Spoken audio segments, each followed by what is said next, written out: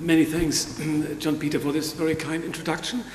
Let me introduce to you, let's say, the transfer possibilities of harm reduction to other areas of concern, or to other drugs and to other settings, and push the boundaries together with me.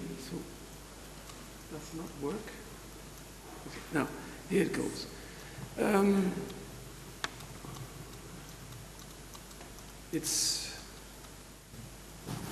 it work before I came? Okay. You're the first. Okay. So the system is working a little bit slow.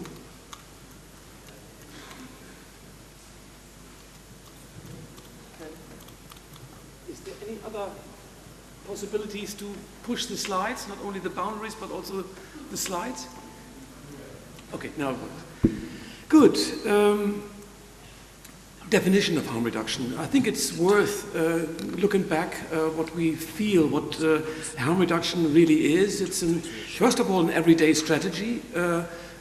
Looking at the road safety discussion, we have a lot of harm reduction measures in place and operating. But concerning drugs, it's defined as the policies and programs which attempt primarily to reduce the adverse health, social and economic consequences of mood-altering substances to individual drug users, their families and their communities. I will come back to that later because it's very important.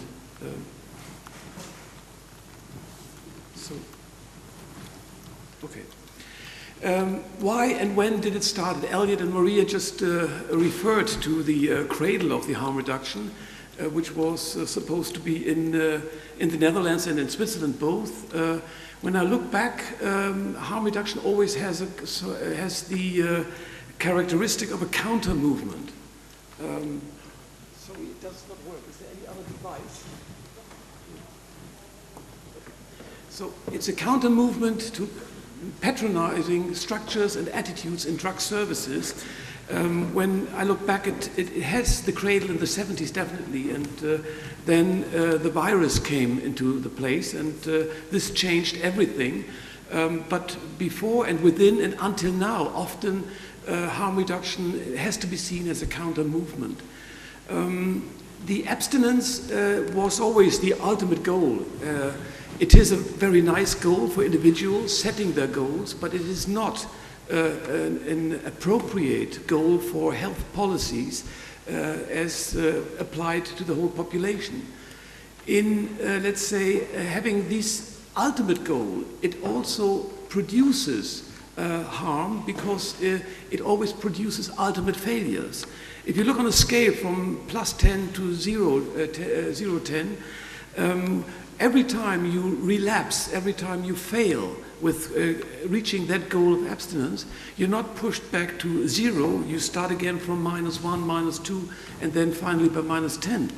And always the span of getting people motivated to take up again the first steps in direction of abstinence is getting longer and longer.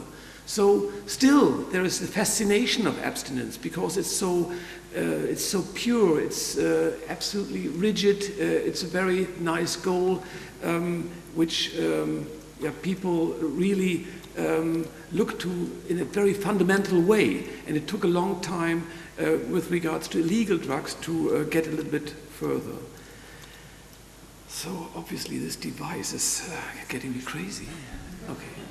So, and harm reduction, acceptance-oriented drug work was a counter-movement against structures in the drug services and drug policy which excluded drug users from all kinds, from all levels, and this was a strategy to get them away from all the decisions, from all the professional talks of how drug services have to be designed and how they should be carried out. Finally, acceptance-oriented drug work, harm reduction is taking drug use as a conscious decision with eventually unexpected side effects, and that's what it is all about. Our work is working first with these unexpected side effects and secondly, with the unexpected side effects of criminalization of the people who take illegal drugs, illicit drugs. Sorry, this is not a joke. It's not, let's say, a camera somewhere here looking at me, how I press the button. No. Sorry, I don't have a computer. I cannot do it by myself. Or could anybody else push the button over there or bring down the slides? Okay. Good. One slide further, please. Okay. It was supposed as a counter movement. It is harm reduction. I would call it technically as the method, and acceptance is the normative background. This is what we define harm reduction in a public health strategy. It is integral part, harm reduction, of many areas in public health. It is, with regards to drugs, a reduction of risk behavior. It is social and medical interventions. Harm reduction does have social and medical interventions. And finally, and this is a very important definition, harm reduction is, of course, a reduction of risk conditions. And I will come back to that with regards to criminalization of drug users. It is a reduction of harm for the individual and the society. In that, it is a very complex and at least dual strategy, which is not only looking and focusing on the individuals, but also on the conditions under which people are living and taking drugs. The major question is, until now in many other areas, drug harm reduction, does it condone or encourage drug use? And I think the last 25 years have convincingly shown that this is not the case. It is not at all condoning and promoting drug use. So harm reduction is a complementary strategy that sits beside supply control and demand reduction. Its key focus is on outcomes rather than actual behaviors per se. It is realistic, and it recognizes that alcohol and other drugs will continue to be used extensively in many communities, and it will continue to create problems for some individuals and in some communities. Harm reduction is non-judgmental about the use of drugs, but it focused on reducing the problems that arise. It is pragmatic. It does not seek to pursue policies or strategies that are unachievable or likely to create more harm than good.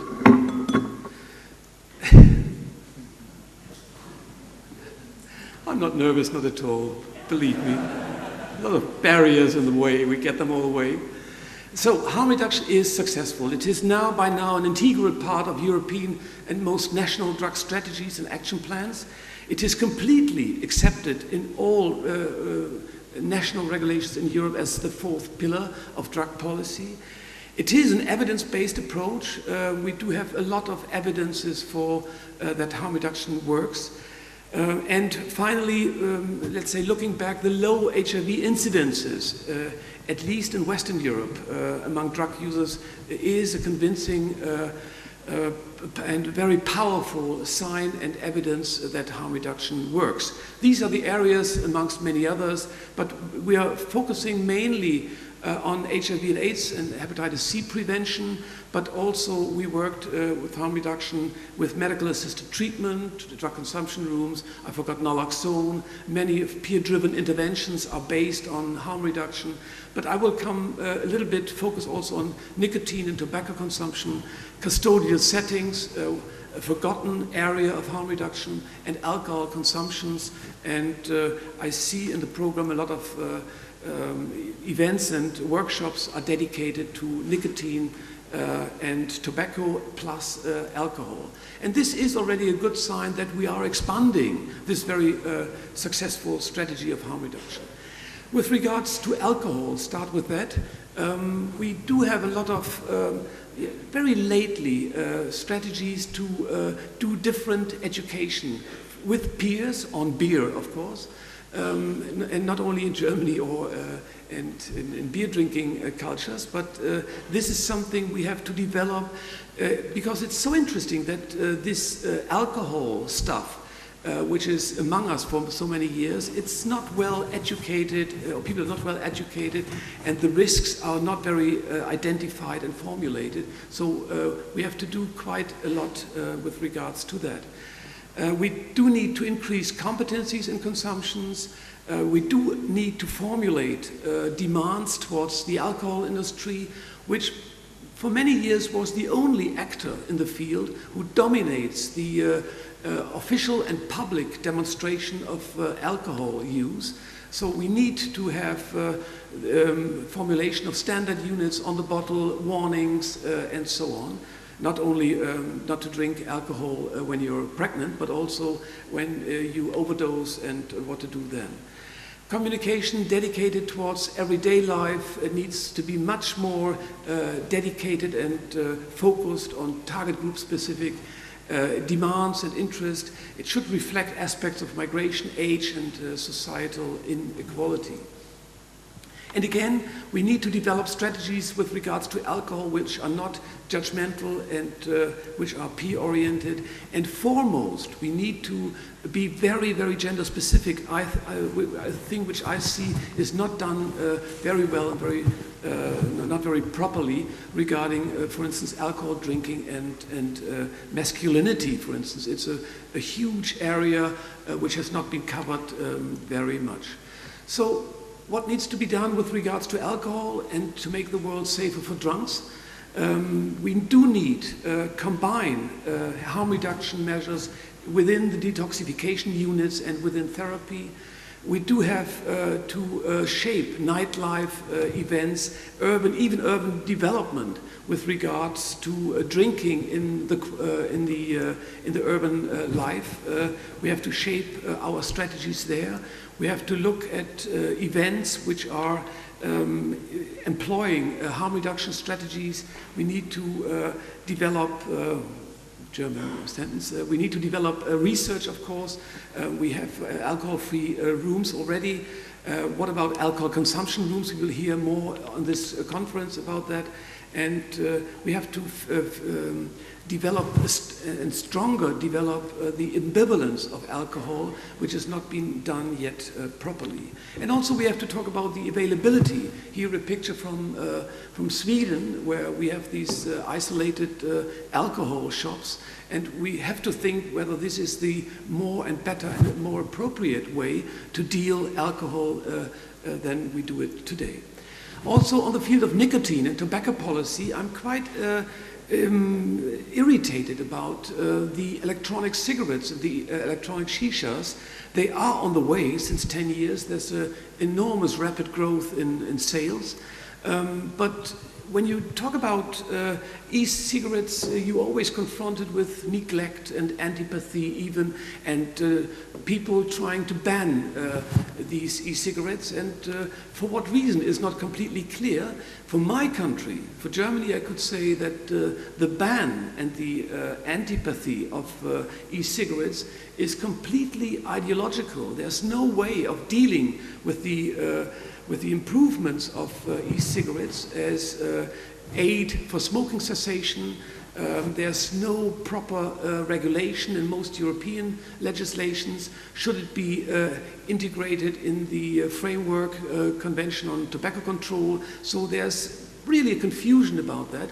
But for most of the people, it is an aid for smoking cessation. Why do we not make use of this harm reduction strategy to foremost first inform the user on the site liquids they are inhaling, but at the same time make use of these new devices to stop smoking. So in many parts of the Western European world, it is unclear whether this is consumer, medicinal or tobacco product. Mostly it's the last one, and it is then dedicated to all other smoking ban policies. And there's no weighing of risks at the moment of electronic cigarettes or shishas with regards to nicotine replacement therapy products with regards to smoked tobacco. So it's all put in the same basket, and this is not an adequate answer to the new challenges of e-cigarettes. Transferring harm reduction into custodial setting, an unforgotten area. When you look at the proportion of problem drug users in prisons, here in percentage, dark blue, these are hard data, light blue estimations, you see that problem drug users are very widespread in the prison systems throughout Europe. In parts of the world, it is more than 50% in parts of Europe. It's more than 50%, and in some it's less, but in some it's already more than 70 or even 80%. So this is a strong evidence that a lot of harm reduction measures have to be done in the prison. And only recently, 2012, the UNODC and ILO, they have produced 15 key interventions of HIV prevention in custodial settings. And I put the very strong ones in bold, but we'll speak a little bit about the red one, the needle and syringe programs, still not really done, although many publications of the UNODC are recommending needle exchange and so on. By now, throughout the world, we do only have about 60 prisons out of more than 10,000 prisons all over the world who do needle exchange. And the very cradle of needle exchange in prison is in Switzerland. A very ambitious doctor, for me a real hero. I would like to dedicate this speech to him, Dr. Probst, the late Dr. Probst. He just gave out a syringe to prisoners saying, okay, this is my medical oath, this is my profession. When I know the source of infections, I of course have to close it. And here's the needle. Long before Hindelbank went on, first nobody spoke about that, but then prisoners told to the governor, I get my clean needles from the medical doctor. And then it all came out. And then the Swiss, what did they do? They really accepted this policy. And so they introduced by this side door the needle exchange in prison. And Switzerland has gone ahead with that, although not in all prisons this has been introduced. But at least in 11 out of 113 prisons in Switzerland, the first program, 1992, as an act of medical disobedience of the doctor, and then other pilots came about in Germany. There's only one left out of 7 pilots. 6 have been closed due to political reasons and ideological reasons. So you can see here 1 out of 185. With some smaller prisons, it's even 200. So it's 1% coverage rate of needle exchange. And this is really nothing. It does not have any effect on HIV transmission rates or incidences. Spain is champion on that field. They do have approval for all 82 prisons, but it's only operating at the moment in over 30 prisons. And other countries, with support of the UNODC, did it, and still a lot of things has to be done. And although the evaluations of prison-based needle and syringe programs are very positive, I put together some of the key conclusions here of a lot of evaluations, 11. Although there's no way that syringes were used as weapons or were not safe disposed, or let's say there was not an increase in intravenous drug consumption, and it did not have any impact on the development of these pilots throughout the world. And here are some different modes of distribution. Everything is going. This is Moldova, where a peer-led approach is being done, that one prisoner gets clean needles and condoms and other equipments and devices and can then put over to other pass it over to other prisoners. And this is a comprehensive book we got. But still, 20 years of prison needle exchange, more than 20 years. Where have we got from here? First of all, there's the problem of the quantity. Little increase in the number only of PNSP in the last 10 years. The number of clients is decreasing. The coverage is poor and patchy, independent from responsibility of prison healthcare. Whether it is the Ministry of Justice or Ministry of Health, doesn't matter. Even the latter is not introducing it. And with regards to quality, the confidentiality in the prison is the key problem. The access often is arbitrary. The perception of drug use is important. Perceive them as a medical problem or as a health problem. And continuous work on the program is needed. And HIV and AIDS is no longer the driver of the movement. And hepatitis C, as we know from the outside, does not have the power and the impact, let's say, to put us ahead with innovative strategies. So UNODC is quite far in that.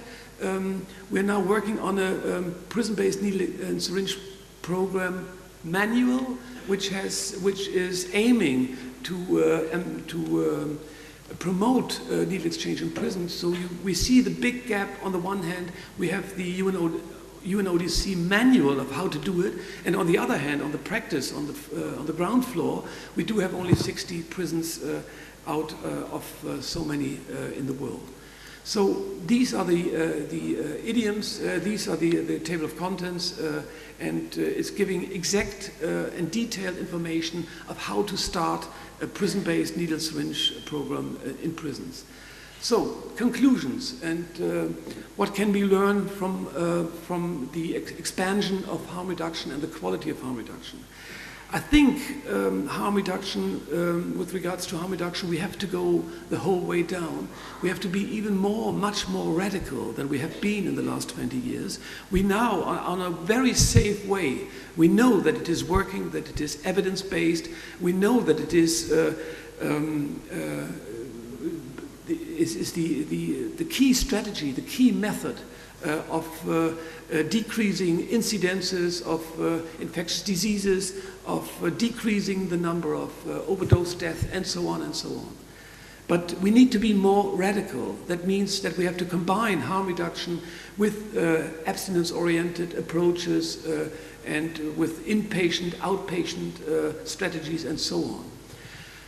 Elliot and Maria's pointed that out before. We have to integrate drug users on every level. We are planning drug policies and practices, and we are conducting them. And on any level, we have to integrate them. We do have respect. We have to show respect for consumers' decisions, but on the same hand, we could help, and this is our very task, we could help people to make informed decisions, and this is what we are trying to do on many ways we could then do. We do have to identify the current criminalization policy as harm production, because this way to deal with illicit drugs is causing harm to individuals and to the society. Giving the definition I gave to you in the beginning. And there's a myth, there's absolutely a myth since 20 years in that there's no peaceful coexistence between drug services, even harm reduction-led or oriented drug services, and prohibition. Prohibition is deforming our work on an everyday basis. It is making it impossible, or sometimes we only care for people and for their drug policy related and informed problems rather than on addiction problems. So I think we have to destroy this myth and that there is any kind of peaceful coexistence. Criminalization is not only harming individuals who take illicit drugs, but also drug services. It is even harming and eroding democratic principles and ethics in the society. And we have to expand harm reduction to other health areas, drugs and settings, especially to custodial settings. For many years, more than 20 years, I'm struggling with very few on introducing and transferring harm reduction measures into the prison setting, but still with very, very little success. So we need much more support in that. And this is something, an outline of 5 models of providing drugs from Transform, how we could deal with drugs. We do have drug consumption rooms on top left. We do have, let's say, pharmacies where we could put the drugs we like to give. We have special rooms to down left side where we could use drugs. We have the supermarket model, and we have these Systembolaget shops where isolated drugs are being sold. So we do have everything already in place. I think we should make use of them, and the Friday is dedicated to this area and to these topics. And okay, many thanks for your patience, and thank you very much for your attention.